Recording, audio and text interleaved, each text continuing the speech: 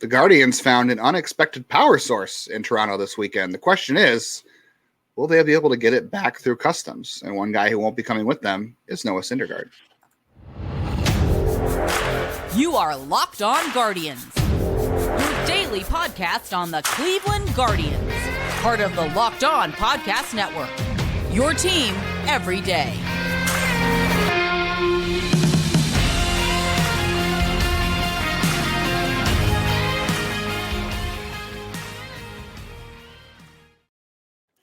Hello, everyone, and welcome to the show. I guess it's just one of those things, like when you're Thor and you come from another planet, you can't get through customs. Today's show is brought to you by the Dolans, according to people in our comments.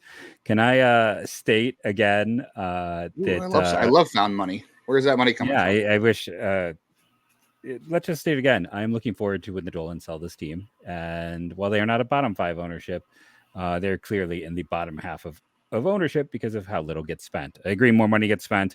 Let's use that money and go sign Tanner Bybee to a lifetime contract tomorrow.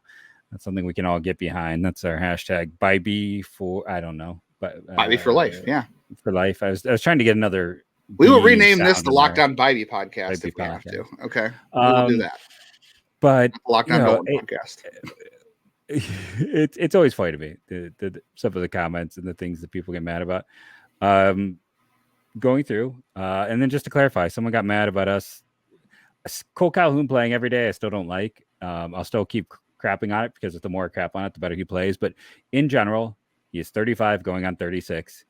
Him taking at bats from younger players is silly for a team that's going to finish with a bottom 10 record. I'm fine with might not even finish in second place. Yeah, I mean, I'm fine with keeping him for next year because bench bat leadership, a guy who doesn't need to play every day, that's fine as your vet on the bench. But in an everyday role, I'm always going to hate that because I'd rather see Arias in the outfield and Rocchio at short. I'd rather see Valera in the outfield. I'd rather see Jonathan Rodriguez play. I know you're not always the biggest fan, but I'd rather see those young guys get reps. Because I mean, again, Yu Chen Chang has not been good in the big leagues, but going back to him, we've had this line of shortstops who were top 10 rated prospects who never got extended looks because we had a med. We're a bad team this year. Let's at least see what we got. Yeah, I guess I didn't consider. I guess next year you could conceivably think that it's worth having him as a DH first base outfield option or a pinch hitter with some leadership. That's fine. I'll be curious to see. We want to talk about the roster a little bit later in the show about what it looks like when Naylor and Fry come back, which we'll probably get into a little more. The leadership thing definitely matters. I think we definitely stated that over the weekend or last week's show that it does matter, and this team probably lacked it all year. And when you have a young team, that's why that happens. And credit to Cole Calhoun. He's trying to hang on to get his 10 years of service time to get his pension, and he wasn't going to get there if he didn't play good. Like if he came in and stunk, he wasn't probably going to get there. But he's done well enough to keep playing. The idea of him hitting leadoff against the left-handed hitter, against left-handed pitcher, and playing against the left-handed or even playing against left-handed pitchers in the first place. Don't love that, but I don't know. At this point, I'm throwing everything out the window because the only thing that matters now is watching the young players play and seeing if they're growing, if they're learning, and if they have something that's worth and giving them more run next year. But Cole Calhoun's not one of those guys. No. I'm just in fear of 6 and let's see when's the exact in mid-October. So I'm just in fear of this whole thing. Like this Oscar, let's just get into this. The Oscar Gonzalez thing from a year ago. You pointed this out. For whatever reason, they bought into that stretch that he had, and they traded away Benson and Jones. And Jones is the killer to me, more so than Benson. It is. Benson, but kind of okay. Both are gone, and one should. They never even gave either of them a chance, which goes back to my earlier statement. Like we don't know what we have so often because we end up having someone like Calhoun take reps. Or Calhoun take reps instead of letting these young guys play. A year ago, we had Oscar take those reps. We had Owen Miller when it was very clear that Owen Miller was not the answer. So much so that they basically sold him for a bag of peanuts instead of seeing if Jones or Benson could play. Well, it's not even last year. It's not necessarily that Gonzalez got time. Like I think last year Gonzalez earned his playing time, and he did. He earned the run he had earlier this year too. But it's very clear that Gonzalez doesn't bring anything to a major league team that's going to work. His approach doesn't work. His defense doesn't work. His base running doesn't work, and none of it works. but they bought into that stretch last year, and they dealt third.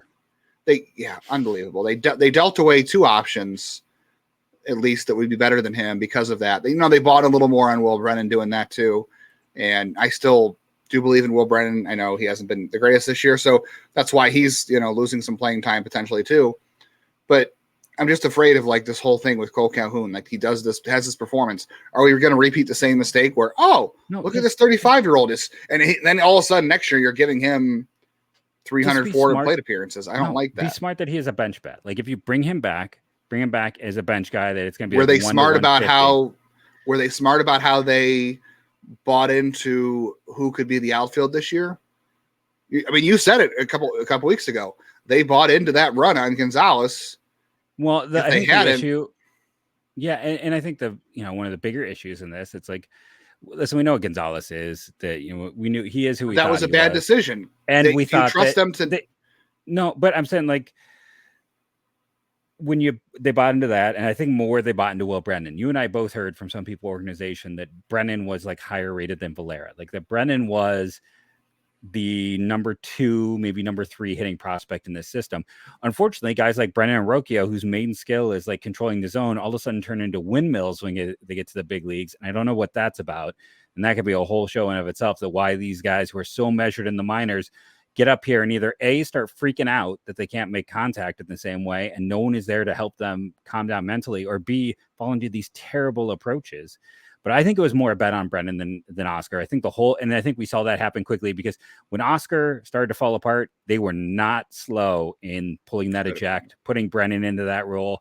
I mean, Oscar moved to the bench within 2 weeks. I think they knew Oscar, but I think they thought that, okay, this is going to be Brennan's role. We got Oscar as a fallback. Valera, if he's healthy, then becomes but then, they didn't have any of it. And you got Will Benson with a 129 rated runs created plus.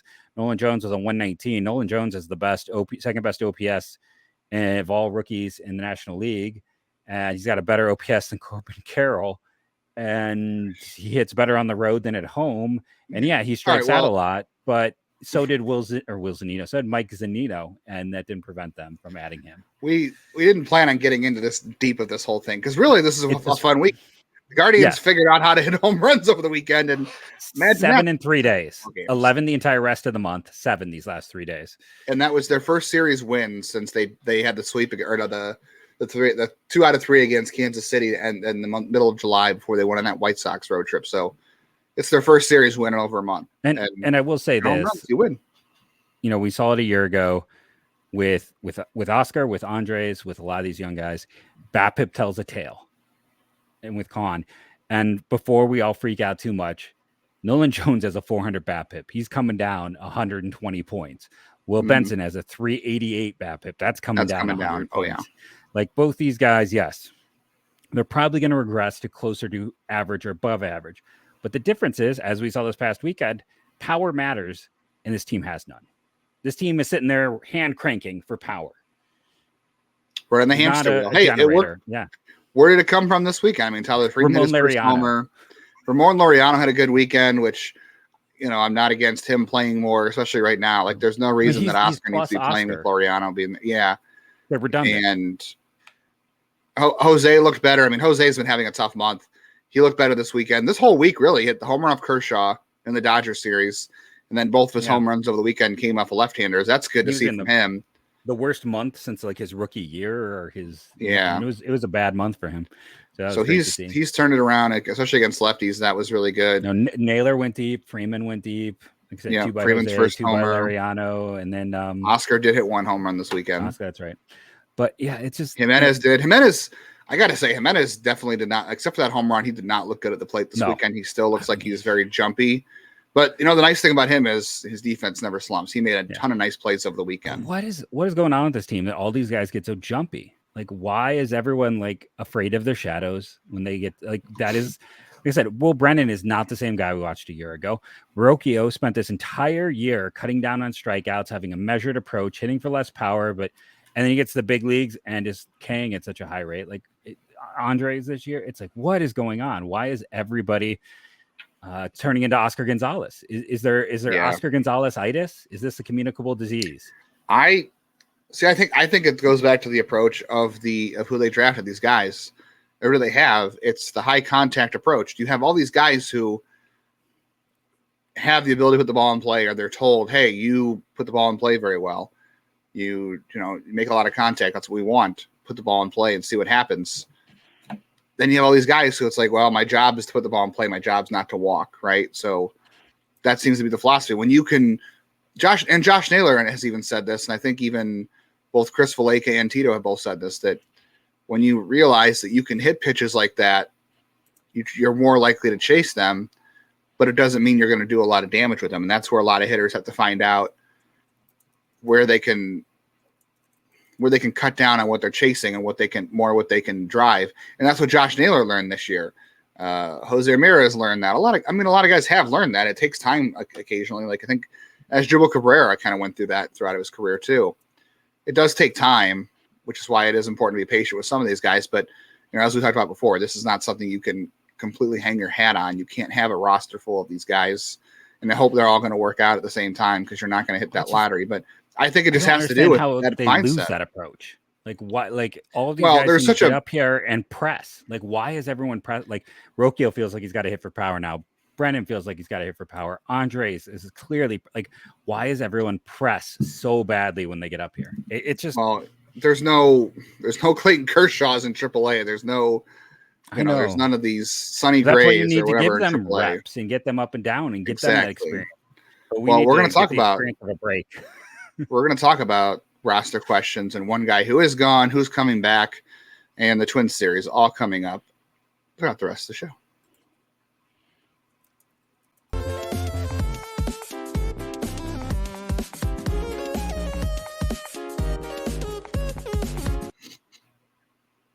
Want to thank our good friends over at Dave, who are one of our sponsors today.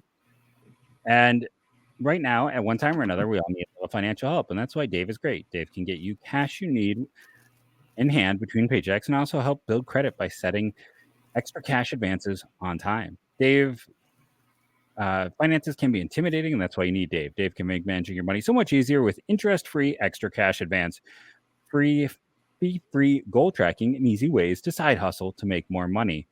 Dave is the banking app that's leveling the financial playing field. When you download Dave, you can get up to $500 in less than 5 minutes. No credit check, no late fees. It's part of Dave's Extra Cash, trademarked. Account advance. Advance the money you need with no interest and then settle up later. Extra Cash gives you more monies to buy groceries, fill your tank, finally get your car repaired.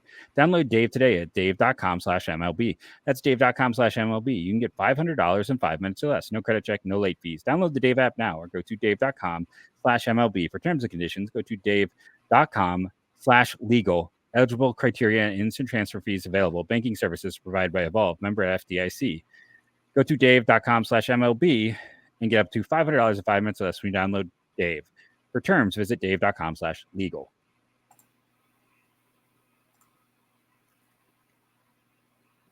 Guardians are headed to Minnesota for what should be an interesting series with the Twins.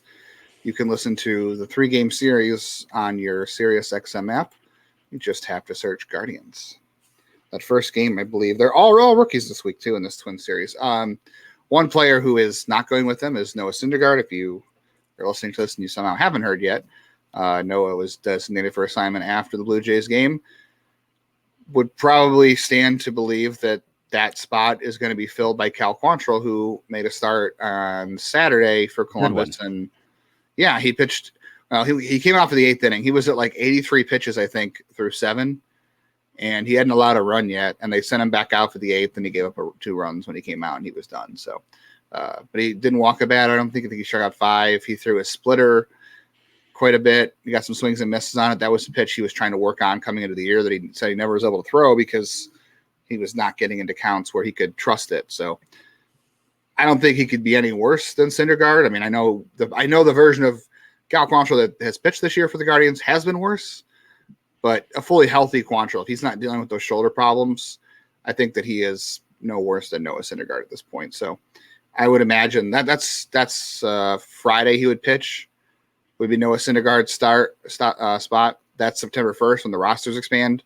That's interesting timing. I said last week too when he made his previous rehab start, I said they'll probably give him one more just so they can kick the can down the road and wait till September to make that call, and it looks like they will. I just hope Noah's in a good spot mentally. We've talked about before, like how bad he is pitching. I'm sure the news, I'm sure he was expecting the news, but I'm sure he also, it's still hard to take. I hope the guy takes like some time off, and I don't think anybody's signing him. I hope he just kind of collects himself mentally. Maybe he needs to go to Driveline or something. I don't know. It's something I can think of, but maybe he just needs a mental rest for a little bit. Yeah, he's gonna pass through waivers, so unless he decides to go AAA, which I can't see him doing, then he will likely just get the rest of the season off.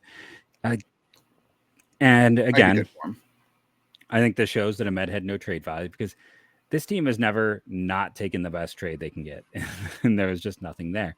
He's essentially being a bench bat for the Dodgers, and in this situation, they were trying Thor to see what they could get. They needed someone, right? They needed a warm body, and they went out and added Thor, saw what they could get out of him, and it just wasn't much. And he had a good start, a bad start, a mediocre start. There just wasn't enough there. And with Quantrill being healthy, this, he is going to come back up. This does open a 40-man spot. So like if he's got to be re-added to it, doesn't he? No, Quantrill was only the 15 day this time. I think so. I think he's already on. So I believe they can just add him. Now they'll probably get a reliever in between. Now I don't know how that will work. I don't know if it's like Daniel Norris for a day. Could be your dream scenario with him. He went out. He's off the 40. Oh God, he's off the 40. But he went out, saw there was nothing available, and went back to AAA after refusing assignment. So they might add him, cut him. They're probably gonna have some, because there's no. Who are you going to call up? There's no one to call up to then release. If you do with Tim Herron, he can't go back down again. This is the last time. It hasn't been 10 days, so actually he can't come back up anyway. So it feels like they might call up somebody to. You cut Thor because then you open a 40-man spot to add Daniel Norris and or some other guy. Maybe it's Cade Smith. Maybe they get crazy here and add the reliever that is probably the most likely one they would add. But otherwise, they could just be adding a vet, because the bullpen did get a lot of use today. And to me, letting go of Thor now just screamed adding a bullpen arm after all the pitching that occurred in the extra inning affair. Yeah, Gaddis was up, I think, he was the 27th man during the doubleheader with Dodgers. The second game, right? Didn't he pitch multiple innings in that one? Wasn't it a two-pitcher thing? Didn't he? He did pitch a couple innings. That was Thursday? So yeah, he could, in theory, pitch this week. I'd have to look at the schedule there. Gaddis, so it could be Gaddis again. He's still got a couple options left this year, I believe. Yeah, Norris. I don't know. Cade Smith would be great. I think he's earned it, but I don't know. I don't think they're gonna. I think the fact they have to eventually re-add, they're hoping they can re-add Bieber or McKenzie at some point this year, but they haven't even started to throw bullpens yet, so that seems unlikely. So yeah, it could be Daniel Norris for one more day. Who knows with that one? Yeah, it just feels like they gotta go get some arm, some fresh arm. It's like it can't be Kelly, because Kelly's been out for a while, and I don't think he would be able to jump right back in. Their bullpen, it's like, unless you're bringing up someone like Enright or Norris, Cade Smith, Randy Labatt, Jason Billis, Luis Ovieda, Thomas Ponticelli, like one of those guys to fill. I mean, that's your bullpen down there. Those are your options. Yeah, though this is by a roster resource, so it could be incorrect. I wouldn't jump Franco Alamon over Cade Smith. I mean, Franco Alamon. No, and the thing with next year, yeah, they're not going to Alamon. Like the 40-man crunch isn't huge right now, but there's enough with guys like Frias and Spino and J-Rod. They're not going to jump someone. That's like Cade Smith would definitely go before him, because I think he's got a chance to be added. It's going to be Norris. Let's be honest. Yeah, it's going to be Norris. You can all then congratulate Justin on the return of his favorite player. I'm just going to ignore that you even said that. I'm glad Morris is back. He did not, even if it didn't go well. Didn't go well. I'm just glad he's back. That he needs to be pitching this Twin Series. All right. Well, let's get into the Twin Series when we come back. So hang around for that.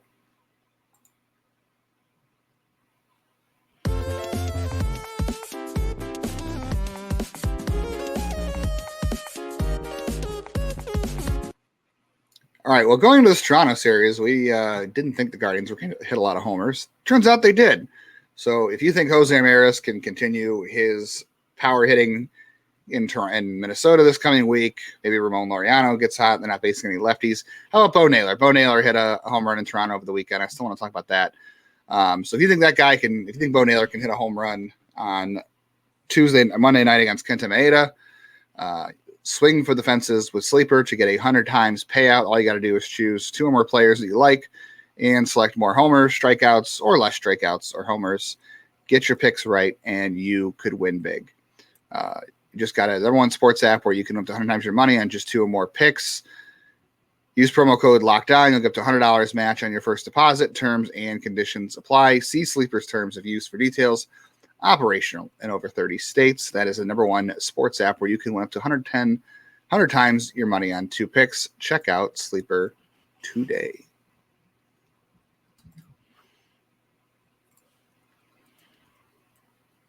And make sure Monday night, I keep thinking it's Tuesday, Monday night, Xavier Curry and Kenta Maeda, 7:40 from Minnesota. Listen to the hometown broadcast by searching Guardians on your Sirius XM app. The roster questions we were talking about more too. We get in the Twin Series, but I wanted to talk about the roster situation. So we think Cal's coming back on Friday 100%. To start. Yeah, pretty sure about that. So he goes back in rotation. That's all fine and good. I have no problem with that. Still think he should be back next year anyway. But David Fry is playing in rehab games right now. Kyle Manzardo is playing in Columbus. He's back. He doubled the other night. Looked pretty good against a lefty, although he struck out later against a lefty too. So there's that. The Guardians claim that Josh Naylor is trying to come back this year, and I'm sure he is. I just don't know how realistic it is. You're going to probably, Cody Morris is up. I don't know who you're going to call up in September, but if you get Quantrill back, if you get Fry back, those guys are occupying spots on the roster. How does this play out? I don't know how much time can you designate to Cole Calhoun. I understand he's playing well, and I understand the veteran leadership of things, but like right now, if I'm choosing between the two, I'm choosing David Fry because David Fry has a better chance to be a part of this team's long-term future. Gabby Arias has to play every day. Tyler Freeman at shortstop and Gabby Arias at first base. I'd like to see more of that just so you can get them in the lineup more. Cannot have so DH Cole Calhoun, I suppose. I'm so conflicted on it because it's like at the same time, you need to know who your shortstop's going to be. And I think you and I both agree it's not Ty Freeman. There is a chance where it can be Gabby Arias due to the power in defense. So like, I kind of understand. That's why try him in as a short, Freeman at second. Yeah, but if it's, I kind of understand like sending down Rocchio for that same reason. Like you want him to get shortstop reps. You need Gabby to just settle into short and see what can happen. So like I understand because honestly, with as bad as this team is right now, it's like ideal lineup would still be Rocchio getting reps at shortstop for me with Arias in right field. Like that's what I'd like to see with just a rotating DH and having Jonathan Rodriguez could be Calhoun and Oscar Gonzalez down and just kind of doing it that way. But that's my ideal. And again, it's not a knock on Cole Calhoun as much as I'm going to continue to say Cole Calhoun is trash because the more I disparage the guy, the better he seems to play. But he's not a guy you should rely on next year. That's the thing. But he's about, and the funny thing is we're turning him into a mythic figure when he's basically had league average production. It's not like this is, again, I go back and I reference the Kareem Garcias of the world because that's, just a cornerstone reference for me of a guy performing well down the stretch in a small sample size. But what Cole Calhoun, I think ideally is with a new manager in place, because we know that's going to happen, someone who understands his limitations and is like, okay, so this is a pinch hitter late in the game. This is a guy who maybe starts once a week and is a bench bat and leadership, because I thought leadership was going to be like Jose Straw and Ahmed. But the problem with having the good time guys is your leaders is when it's not good time, those guys' leadership style doesn't necessarily seem to work. So the leadership fell apart, and maybe you keep Calhoun as that bench guy. Someone in our comments asked about like why we praise, well, the Dodgers bench when it's a bunch of guys who are washed up, except for all of those guys are outperforming what Cleveland has. So the Dodgers somehow take washed up guys and unwash them.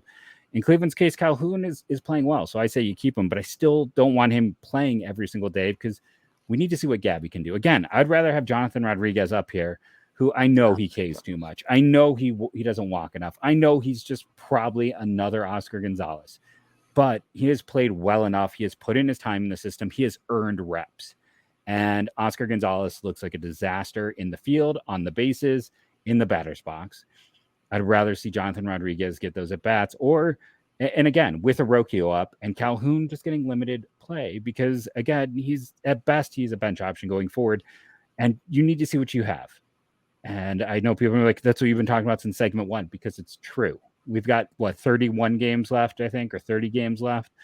And yes, you won't know based on any of this, but getting those reps better for in, them to get the reps started helps. Yeah. It helps. I know we keep making this about Calhoun. The funny thing is, if they had gotten this kind of production from Josh Bell, the Cole Calhoun production from Josh Bell, we would be in a very different situation with this team right now. They wouldn't be 6 back with pretty much no hope to go anywhere this year at this point. Took 2 out of 3 from a playoff team, and they're still 6 back, which again illustrates our point because Texas is in a free fall. They're living a Tom Petty song over there. And the funny, what's also funny is too, let's say, they didn't sign Josh Bell, and for whatever reason they decided to go dumpster diving over the offseason. They signed Calhoun as a Hanley Ramirez, Carlos Gonzalez type, and he comes up and he starts playing like this, right? We would be saying, play him. You're trying to win, right? Play him. If he's hitting this way, you play him until the wheels fall off. But 100%. it's almost September. He is not a guy who is going to be a main figure on your team next year. Like you said, maybe he comes back as a bench veteran guy, and that's all well and good. But you know who he is. He knows who he is. You don't know who Jonathan Rodriguez is. You don't know who Brian Rocchio is. You don't know who Gabby Arias is. And those are the guys you've been betting on for the last couple of years to develop and be part of your core. You need to figure out when that starts, if they can do that part of the core. Another thing too, and this is not like I'm not going to get too out of sorts about this, but I am kind of. Bo Naylor, hits a home run on Friday, has a good game in Toronto. It's it's his hometown, all that stuff. I know they faced 2 lefties over the weekend, but this goes to the same point. I have nothing against Eric Haas. I think Eric Haas could be this team's backup catcher next year. But Bo Naylor should have played more games. The guy had 5 plate appearances all weekend. He had 3 plate appearances on Friday. He had 2 as a pinch hitter Saturday and Sunday. I understand he's not going to play both those games Saturday and Sunday. Play him one of them against lefty and then play Haas the other one. You know who Eric Haas is. I know he's trying to kind of rebuild his value a little bit, and they're trying to get more out of him too. But you can't hide him from lefties forever. This is still about developing. Again, you're not really in the playoff race. The Twins are just pretending too. Bo Naylor should have played at least against one lefty. That's why I said I'm not going to gripe too much, but he should have played against at least one lefty this weekend. You can't hide him forever, and it's his hometown. Just let him enjoy that a little more. So that all goes to the whole roster. And when David Fry comes back too, again, I want to see David Fry at first base. I want to see David Fry DH. I want to see him play even third. I don't care. Just Fry, Freeman, Laureano, Rodriguez. I don't care. Rocchio back up at some point. I want to see all those guys playing. I don't want to see Calhoun playing 5 days a week. I don't want to see feet wet because right. How does that all fit though? How do you fit them all, Jeff? How do you fit Calhoun? How do you fit Fry? How do you fit Naylor if he comes back? How do you fit Manzardo? That's a lot of at bats, and you only get 2 call-ups now instead of all 40. I know. And that's going to be the thing. It's essentially you can't. Cam Gallagher goes if you have Fry here, in my opinion. That's an easy way. Oscar Gonzalez goes down, and then that clears 2 spots, and you add a bats. And you had Fry, you had Rodriguez, and you had Manzardo. Boom, there's your 3. I know that doesn't get your Rocchio back, but that's a way to get there. And I think the other reason we want to do that is something we don't really have the time to dive into today. But Tanner Bybee is on his way to finishing second in the Rookie of the Year with the way he is playing. If he had started the year with this team would be getting a first-round draft pick. If he finishes second, he's going to get money. He's going to get a full year of service time, and he's going to get a big bonus because of where he finished, which comes out of a fund. It's not directly from the Guardians, if anyone's worried that would be. But, if he had gotten his, not that they would have let him get his feet wet a year ago, but if he had started the year with the team with Manzardo, hey, he's going to probably start the year with the team in a year. Let him get his feet wet so you have a guy who might get you another draft pick. Maybe, yeah. All right, well, they're playing the Twins this week. Jeff, are you really invested in the outcomes of these games in terms of the division race? Because let's say they sweep the Twins, they're 3 games back. Do you have the Guardians are throwing Williams and Bybee, so Curry's been fine too, but you're throwing 2 of your best 3 pitchers you have. Yeah, but at the same time, I'm more curious to see what happens with Williams and Allen, just because we started to see some slowdown, and then just like the first inning has been death to this pitching staff of late. It's very weird to watch. Bobby was I don't great know. again He Friday, was. by the way. He's the ace. He's the number one target for me if I'm doing an extension. I'm more focused on the fact that they're now down to 11th in the Tankathon race with the Yankees hot on their heels, the Angels behind them, and Miami behind them. For as much as Josh Bell might be killing the ball, that Miami team is also imploding. So it's like, I mean, Cleveland could end up like 14th worst record if they have a good weekend here. At some point in time, it's almost like I watched this game. I was glad they won, but there was a part of me that was like, listen, I'm happy either way right now. I just hope both teams have fun. No, I just want to see the young guys develop and get playing time. And then if they win, that's great because winning is good. But the important thing is playing time. Just enjoy him, Justin. Enjoy him. Just enjoying him. All right. Well, I enjoyed plenty of Jim Thome over the years. I'm going to throw a shout out to the guy who got me, besides my dad, obviously, but the baseball player who got me interested in baseball. Jim Thome, 53 over the weekend. My favorite Jim Thome memory is he had a home run to win the game on opening day. I think it was 98 against the Angels. And I remember telling my dad going to that game, we were walking in. I was like, I bet you Jim Thome gets a home run to win the game. I was 8. I was stupid. I didn't know anything. I just said that because I like Jim Thome. And it turns out he did. So got a lot of good memories of the years with Jim Thome. So shout out to the franchise leader in home runs. Happy 53. And happy Monday to all of you out there. I want to thank you. Remember to rate and review, download daily. It helps.